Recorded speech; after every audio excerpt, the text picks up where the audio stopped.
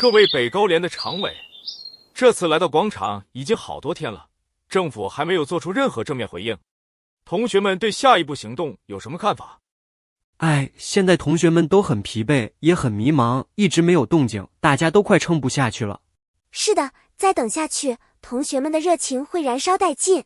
我提议，我们应该发起绝食行动。绝食？对，我们绝食，用我们的身体逼迫政府回应。我觉得可以。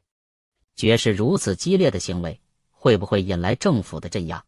应该不会，毕竟我们绝食是和平的行动。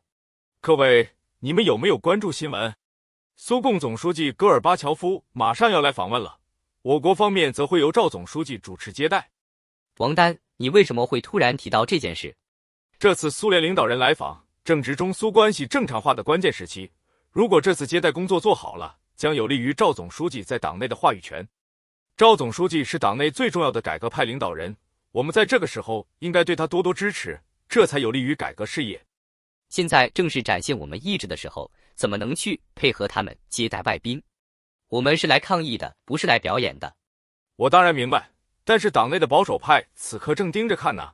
如果这次接待贵宾赵总书记出了丑，保守派就会得势，到时回应我们的说不定就是枪炮和坦克了。共产党真的敢武力镇压？我不太相信，全世界都看着呢。我就是学历史的，这我可太清楚了。共产党用杀人如麻来形容，真的是一点都不过分。他们文革玩脱了之后，现在稍微收敛了些，但本性没那么容易改变。魏京生现在还在牢里呢。赵总书记是力主改革的，我们要借助他的力量，搞垮他对我们没有任何好处。王丹，你怎么站到政府的立场去说话了？我没有那个意思，我只是希望能够团结一切可以团结的力量，尽最大可能实现我们的政治目的。大家想想，我们这场运动是从哪里开始的？是悼念耀邦同志。也就是说，党内是有进步力量的。我们现在如果能联合这些党内的进步力量，拉一派打一派，肯定比我们在这里单打独斗要强太多了。好吧，赵总书记是耀邦的接班人，我们这次暂时配合一下接待工作也不是不行。我还是觉得不对头。对呀，王丹，你不会是秘密叛变了吧？昨晚你可不是这么说的。请大家放心，我王丹绝对没有叛变。我想这样，我们把广场上部分区域清理出来，等戈尔巴乔夫来的时候，我们打出横幅夹道欢迎，让赵总书记这次接待能有面子。到时候赵总书记投桃报李，肯定会回应我们的诉求。如果没有呢？那我就跟大家一起绝食，一起共进退，绝不食言。既然如此，我同意。好，那我们现在表决，同意的举手。我不同意。我保留意见。3-2，提案以1票之差勉强通过，王丹总算松了一口气。